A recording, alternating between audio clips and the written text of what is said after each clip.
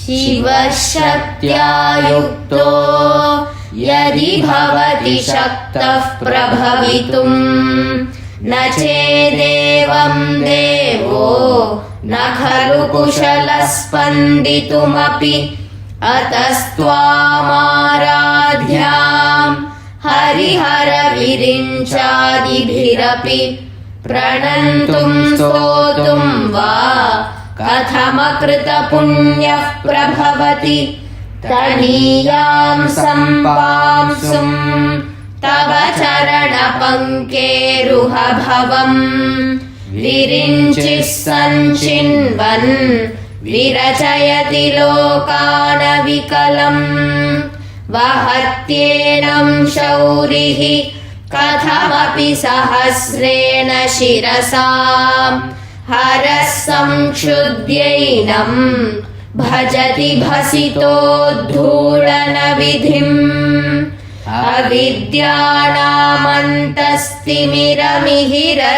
अविद्यानामन्तस्तिमिरमिहिरद्वीपनगरी जडानां चैतन्यस्तबकमकरन्दश्रुतिझरी दरिद्राणां चिन्तामणिगुणनिका जन्मजलधौ निमग्नानां दंष्ट्रा मुररिपुवराहस्य भवति त्वदन्यः पाणिभ्याम् अभयवरदो दैवतगणः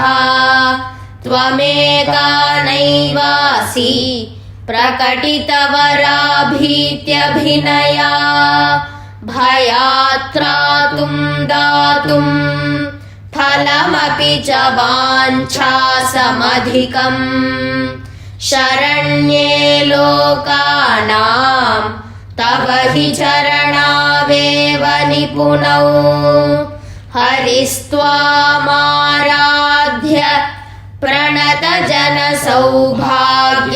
प्रणतजनसौभाग्यजननीं पुरानारी भूत्वा पुररिपुमपि क्षोभमनयत् स्मरोऽपि त्वां नत्वा रतिनयनलेह्येन वपुषा मुनीनामप्यन्तः प्रभवति हि मोहाय महताम् धनुः पौष्पं मौर्वी मधुकरमयी पञ्चविशिखाः वसन्तः सामन्तो मलयमरुदायो धनरथः तथाप्येकः सर्वं हिमगिरिसुते कामपि कृपाम् अपाङ्गात्ते लब्ध्वा जगदिदमनङ्गो विजयते क्वणत्काञ्चीदामा करिकलभकुम्भस्तननता परीक्षीणा मध्ये परिणतशरच्चन्द्रवदना धनुर्बाणान् पाशम् श्रीणिमपि दधाना करतलैः पुरस्तादास्तां नः पुरमथितुराहो पुरुषिका सुधा सिन्धोर्मध्ये सुरविटपि वाटी परिवृते मणिद्वीपे नीपो पवनवति चिन्तामणिगृहे शिवाकारे मञ्चे परमशिवपर्यङ्कनिलयाम् भजन्ति त्वां धन्याः कतिचन चिदानन्दलहरीं महीं मूलाधारे कमपि मणिपूरे हुतवहम् स्थितं स्वाधिष्ठाने हृदि मरुतमाकाशमुपरि मनोऽपि भ्रूमध्ये सकलमपि भित्त्वा कुलपथम् सहस्रारे पद्मे सहरहसि पत्या विहरसे सुधाधारासारैः चरणयुगलान्तर्विगलितैः प्रपञ्चं सिञ्चन्ति पुनरपि रसाम्नायमहसः अवाप्य स्वां भूमिं भुजगनिभमध्युष्टवलयम् स्वमात्मानं कृत्वा स्वपिशिकुलकुण्डे कुहरिणि चतुर्भिः श्रीकण्ठैः शिवयुवतिभिः पञ्चभिरपि प्रभिन्नाभिः शम्भोः नवभिरपि मूलप्रकृतिभिः चतुश्चत्वारिंशत् वसुदलकलाश्रत्रिवलय त्रिरेखाभिः सार्धम् तव शरणकोणाः परिणताः त्वदीयं सौन्दर्यं तुहिनगिरिकन्ये तुलयितुम् कवीन्द्राः कल्पन्ते कथमपि विरिञ्चित् प्रभृतयः यदालोकौत्सुक्यात् अमरललनायान्ति मनसा तपोभिर्दुष्प्रापामपि गिरिशसायुज्य पदवीम् नरं वर्षीयांसं नयनविरसं नर्मसुजडं तवापाङ्गालोके पतितमनुधावन्ति शतशः गलद्वेणीबन्धाः कुचकलशविस्रस्तसिचया हठात् त्रुट्यत्काञ्च्यः विगलितदुकूला युवतयः क्षितौ 150 द्विषमधिकपञ्चाशदुदके हुताशे 62 चतुरधिकपञ्चाशदनिले दिवि 230 मनसि च 64 ये मयूखास्तेषाम् अप्युपरि तव पादाम्बुजयुगम् शरज्योत्स्ना शुद्धाम् शशियुतजटाजूटमकुटाम् वरत्रासत्राण स्फटिकघटिका पुस्तककराम् सकृन्नत्वा नत्वा कथमिव सतां सन्निदधते मधुक्षीरद्राक्षा मधुरीणाः फणितयः कवीन्द्राणां चेतः कमलवनबालातपरुचिम् भजन्ते ये सन्तः कतिचिदरुणामेव भवतीम् विरिञ्चिप्रेयस्याः तरुणतरशृङ्गारलहरी गभीराभिर्वाग्भिः विदधति सतां रञ्जनममी सवित्रीभिर्वाचाम् शशिमणिशिलाभङ्गरुचिभिः वशिन्याद्याभिस्त्वां सहजननि सञ्चिन्तयति यः सकर्ता काव्यानां भवति महतां भङ्गिरुचिभिः वचोभिर्वाग्देवी वदनकमलामोदमधुरैः तनुच्छायाभिस्ते तरुणतरणिश्रीसरणिभिः दिवं सर्वामुर्वीम् अरुणिमणिमग्ना स्मरति यः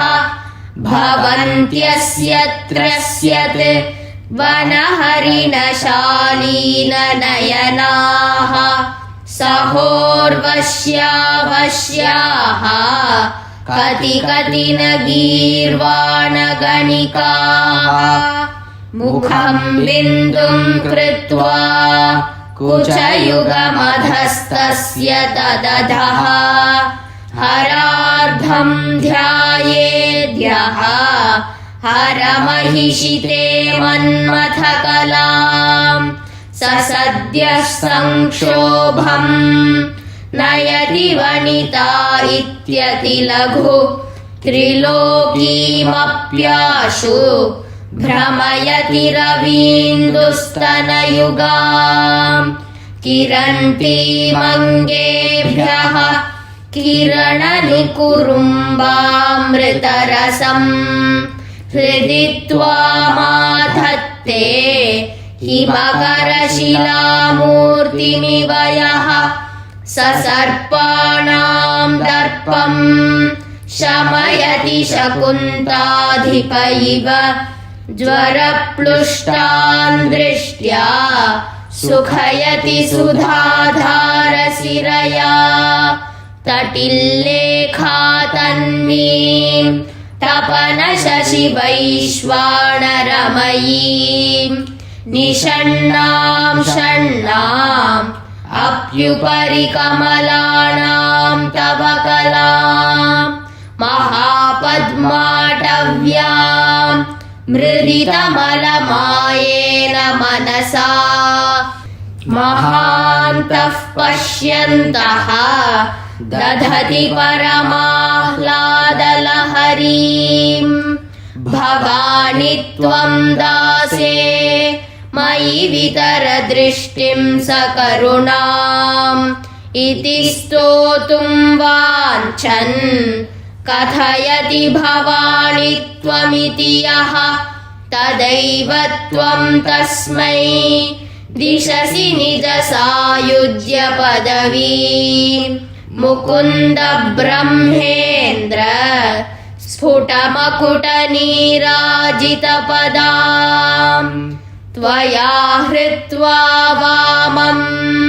वपुरपरितृप्तेन मनसा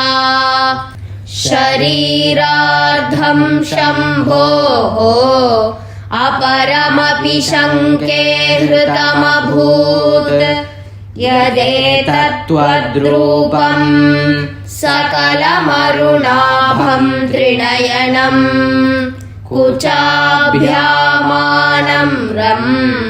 कुटिलशशिचूडालमकुटम् जगत्सूते धाता हरिरवतिरुद्रक्षपयते तिरस्कुर्वन्नेतत् स्वमपि वपुरीशस्तिरयति सदा पूर्वः सर्वम् तदिदमनुगृह्णाति च शिवः तवाज्ञामालम्ब्य क्षणचलितयोर्भ्रूलतिकयोः त्रयाणां देवानां त्रिगुणजनितानां तव शिवे भवेत् पूजा पूजा तव चरणयोर्या विरचिता तथा हि त्वत्पादोद्वहन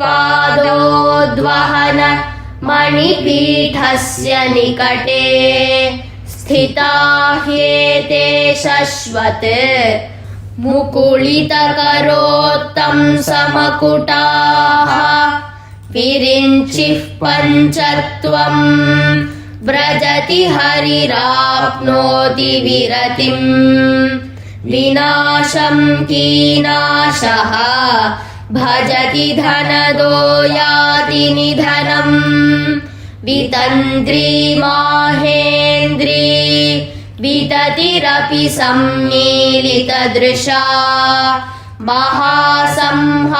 महासंहारेऽस्मिन् विहरति सति त्वत्पतिरसौ जपो जल्पशिल्पम् सकलमपि मुद्राविरचना गतिः प्रादक्षिण्यक्रमणम्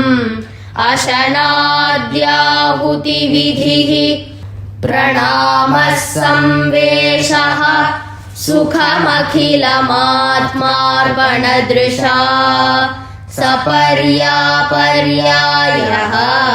तव भवतु यन्मे विलसितम् सुधामप्यास्वाद्य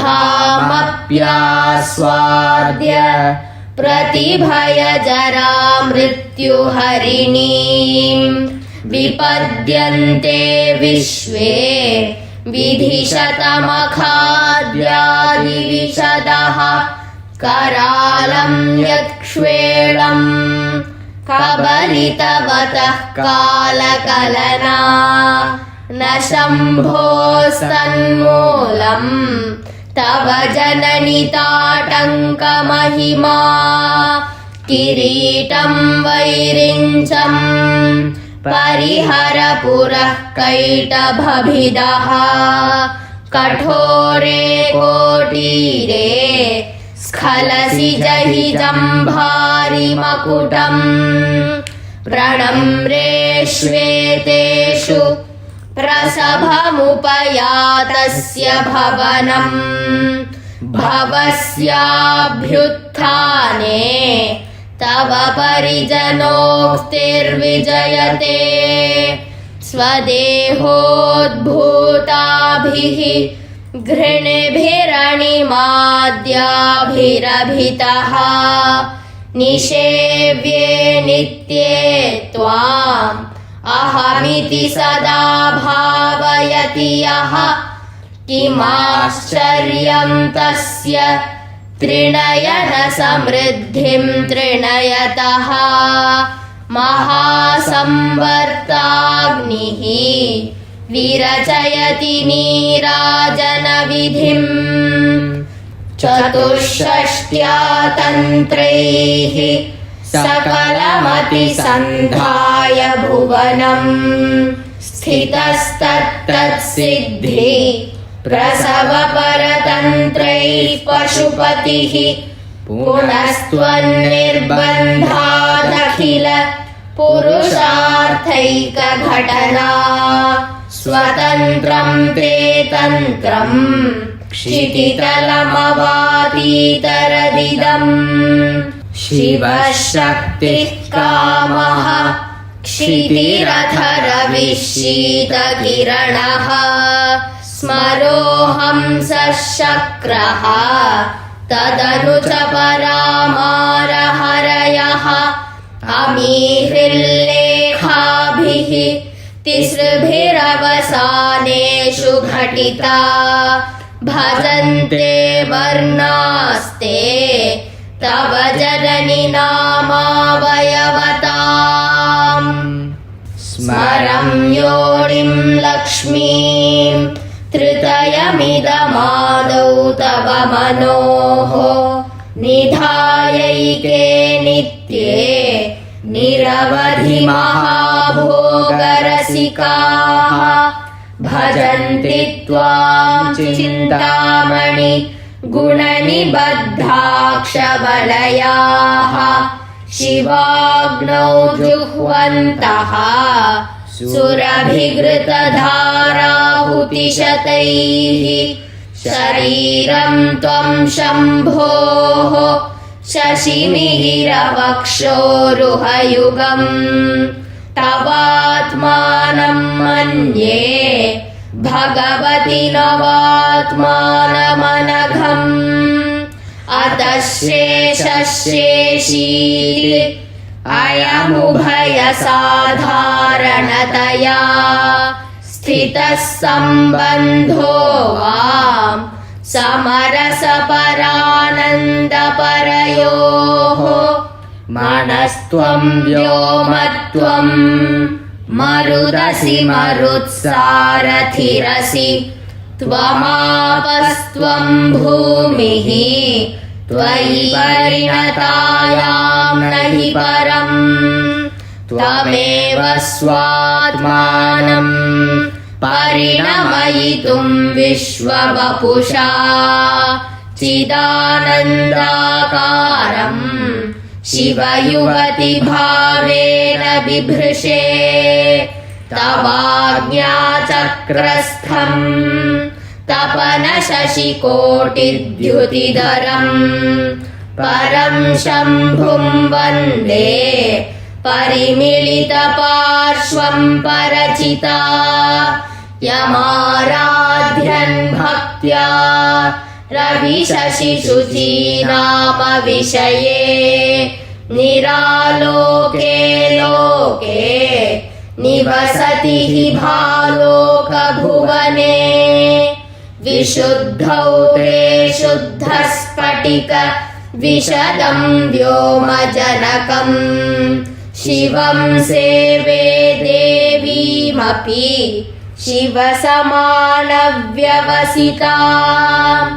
ययोः कान्त्यायान्त्याः शशिकिरणसारूप्यसरणेः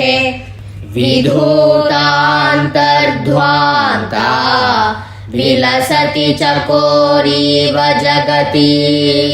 समुन्मीलत्संवित् कमलमकरन्दैकरसिकम् भजेऽहं सद्वन्द्वम्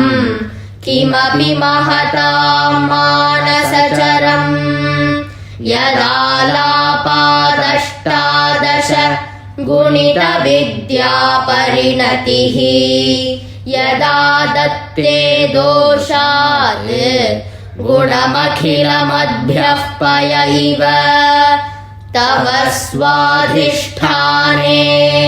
हुतमहमधिष्ठाय निरतम् तमीडे संवर्तम् जननि महतीं तां च समयाम् यदा लोके लोकान् दहति महति क्रोधकलिते दयार्द्राया दृष्टिः शिशिरमुपचारं रचयति तटित्वन्तं शक्त्या तिमिरपरिपन्थिः पुरणया स्फुरन्नानारत्नाभरण परिणद्धेन्द्रधनुषम् तव श्यामं मेघम् कमपि मणिपूरैकशरणम् निषेवे वर्षन्तम् हरमिहिरतप्तं त्रिभुवनम् तवाधारे मूले सहसमयया लास्य परया नवात्मानं मन्ये नवरसमहाताण्डवनटम् उभाभ्यामेताभ्याम् उदयविधिमुद्दिश्य दयया सनाथाभ्यां जज्ञे जनकजननीमज्जगदिदम् गतैर्माणिक्यत्वम् गगनमणिभिः सान्द्रघटितम् किरीटं ते हैमम् हिमगिरिसुते कीर्तयति यः सनीडे यच्छाया स्फुरणशबलं चन्द्रशकलम् धनुःशौणासीरम् किमिति न निबध्नाति धिषणाम् धुनोतु ध्वान्तं नः तुलितदलितेन्दीवरवणम् घनस्निग्धश्लक्ष्णम् चिकुरनिकुरुम्बं तव शिवे यदीयं सौरभ्यम् सहजमुपलब्धुं सुमनसः वसन्त्यस्मिन्मन्ये बलमथनवाटी विटपिनाम् तनोतु क्षेमं नः तव वदन सौन्दर्यलहरी परिवाहस्रोतः सरणिरिव सीमन्तसरणिः वहन्ती सिन्दूरम् प्रबलकबरी भारतिमिर द्विषां वृन्दैः बन्दीकृतमिव नवीनार्ककिरणम् अरालैः स्वाभाव्यात् अलिकलभसश्रीभिरलकैः परीतं ते वक्त्रम् परिहसति पङ्केरुहरुचिम् दरस्मेरे यस्मिन् दशनरुचिकिञ्जल्करुचिरे सुगन्धौ माद्यन्ति स्मरदहनचक्षुर्मधुलिहः ललाटं लावण्यद्युति विमलमाभाति तव यत् द्वितीयं तन्मन्ये मकुटघटितं चन्द्रशकलम् विपर्यासन्न्यासात् उभयमपि सम्भूय च मिथः सुधालेपस्यूतिः परिणमतिराकाहिमकरः भ्रुवौ भुग्ने किञ्चित् भुवनभयभङ्गव्यसनिनि त्वदीये नेत्राभ्याम् मधुकररुचिभ्यां धृतगुणम् धनुर्मन्ये सव्येतरकर गृहीतं रतिपतेः प्रकोष्ठे मुष्टौ च स्थगयति निगूढान्तरमुमे अहसूते सव्यम् तव नयनमर्कात्मकतया त्रियामां वामं ते सृजति रजनीनायकतया तृतीया ते दृष्टिः दरदलितहेमाम्बुजरुचिः समाधत्ते सन्ध्याम् दिवसनिशयोरन्तरचरीम् विशाला कल्याणी स्फुटरुचिरयोध्या कुवलयैः कृपाधाराधारा किमपि मधुरा भोगवतिका अवन्ती दृष्टिस्ते बहुनगरविस्तार विजया ध्रुवं तत्तन्नाम व्यवहरणयोग्या विजयते कवीनां सन्दर्भ स्तबकमकरन्दैकरसिकम् कटाक्षव्याक्षेप भ्रमरकलभौ कर्णयुगलम् अमुञ्चन्तौ दृष्ट्वा तव नवरसास्वादतरलौ